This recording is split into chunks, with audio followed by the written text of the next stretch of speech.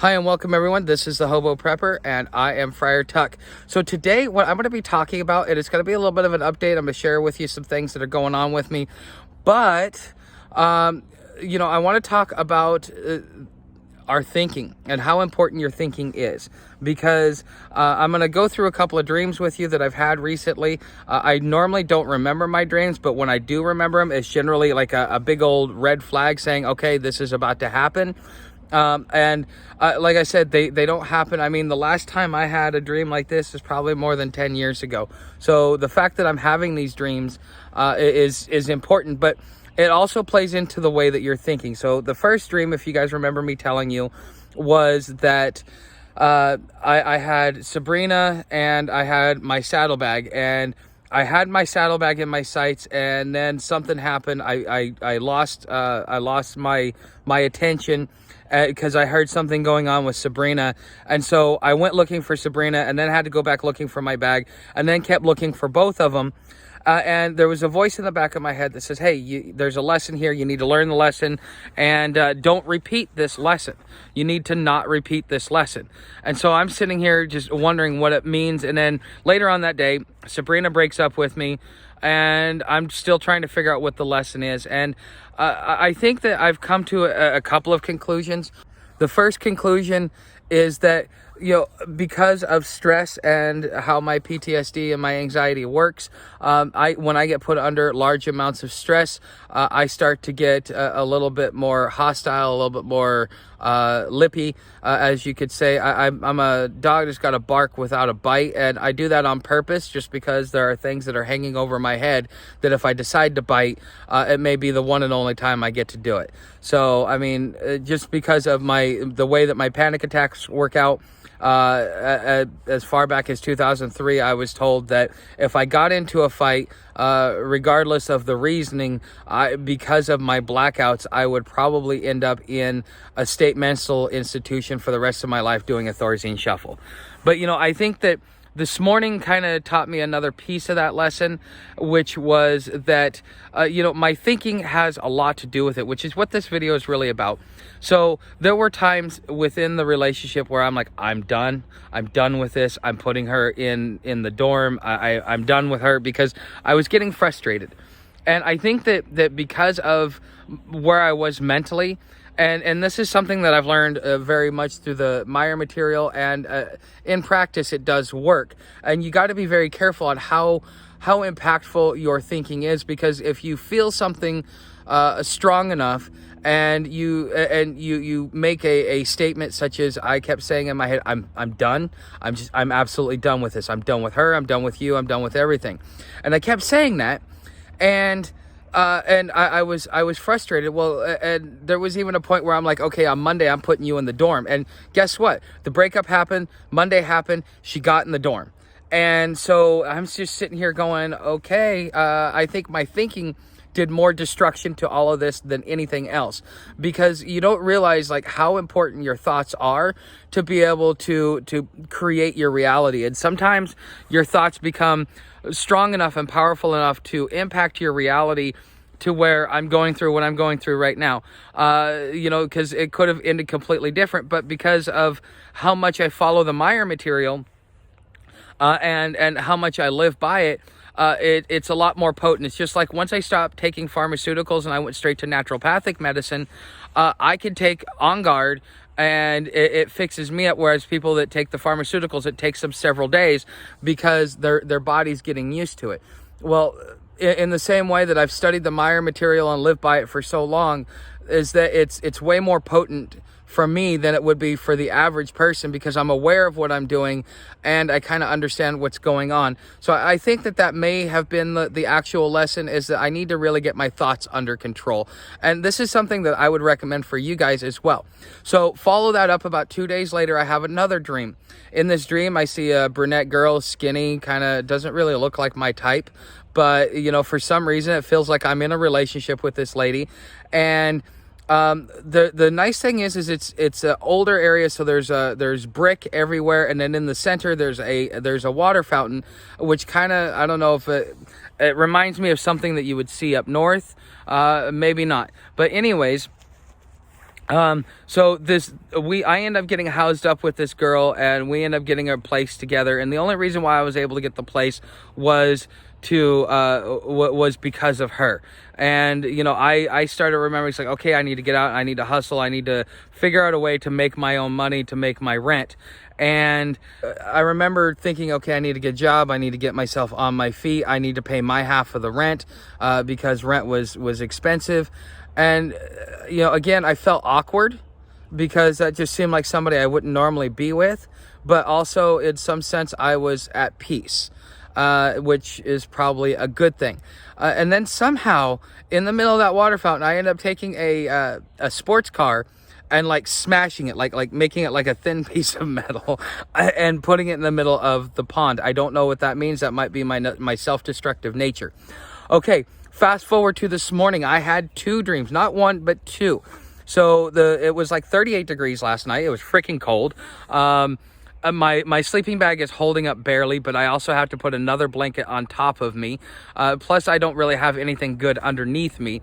I'm hoping that when my sleeping pad shows up on Monday, that it will be in much, much better. It will keep me warm, but I may have to stay here a couple of extra days. Because there's some 25, 27, and 29 that are going to happen next weekend. And I would rather be close, like right next door to a cold weather shelter, just to make sure that, just to make sure that I can get in if it's too cold. Because I don't want to die out here, and I don't think you guys want me to die out here either. So I may end up having to wait another week just to make sure. I'll leave either Friday or Saturday if my new improvement works. But getting down in the 20s, that's really that's my threshold. Getting down to 0 degrees is I don't think I have the capacity for it. I could try, but it would be really, really hard, because I could even feel the cold coming through that blanket and coming through the sleeping bag, although I was a little bit warmer. Okay, so I got woke up because of the cold. I closed my eyes to go back to sleep. I start to doze off, and all of a sudden I see this image of Sabrina, right there in my face, and she's like, "Hi, how are you?" with a big old smile on her face, like she's all excited to see me, which was kind of strange to me, because in my mind I'm going, don't you hate me and never want to talk to me? Why are you, and then, something clicked in the back of my head. It's like, oh, maybe she's over it now and she's ready to have a talk, or at least, see if there's even a friendship there. Because after what we went through, I would hope that I would at least gain a friend. I didn't do anything worth not being friends with somebody. Even, yeah, it's just my own personal thoughts, but I think that she and I should, at bare minimum, keep some sort of friendship after the fact. Maybe not. Maybe that's how she rolls. Maybe, maybe something else. But anyways, that's the third dream. And then I finally doze off again, and I get another dream. And this dream is I'm kind of walking in a coastal city. There's a lot of brick around, and let's see. I end up making it through. I go through a store and I see something and I'm like, okay. And then next thing I know, here comes Sabrina, or excuse me, I make it into an area that looks like a hotel, but it's got a store in it. And Sabrina comes up to me, wraps her arms around me, gives me a hug and anything like that. She doesn't really say anything to me. She just gives me a hug and a kiss and just kind of holds me for a second. And then she begins to tell me that this was all part of her plan to basically burn her mother, because she was tired of what her mother was doing, and that this was her final plan, was to just kind of, get her mom to do whatever. And I'm like, okay, that's weird. So are we still together? Are we not together? Where do I stand? Because this sounds like your own personal vendetta. And then she says, well, hey, I got to get back to my room before anybody notices that I'm gone. And then, after she leaves, I'm like standing there for a minute, and I'm just still kind of perplexed. And here comes in a pirate. And I have some guesses on who the pirate is, but, this pirate comes in, he's like, okay, I want your jewelry. And he just takes somebody's jewelry. And then he comes over to me, and because my phone is sitting next to me, he picks up my phone and grabs it, and I'm like, oh shit, reset. Next thing I know, I'm back at the start of it all over again.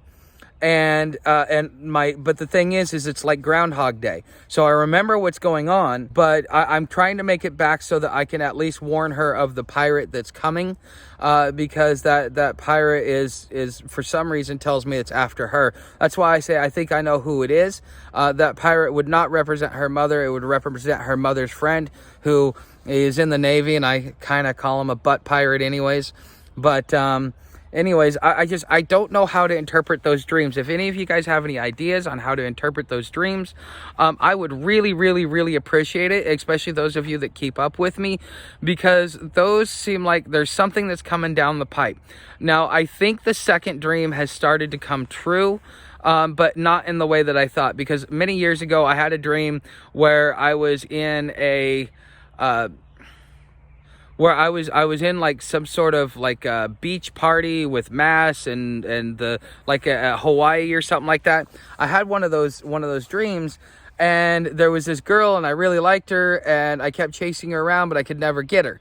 And I'm like, okay. And then like probably like a month or two later, I'm walking up to a juice bar, cause I just got out of boot camp, and it was like all of a sudden, like the vision went through my head as if I was living through it, because the party represented the juice bar, the girl represented the dancer that I was kind of, I'd been up there enough times, I was kind of making friends with her, and it was what it was. But sometimes the background doesn't match what actually happens.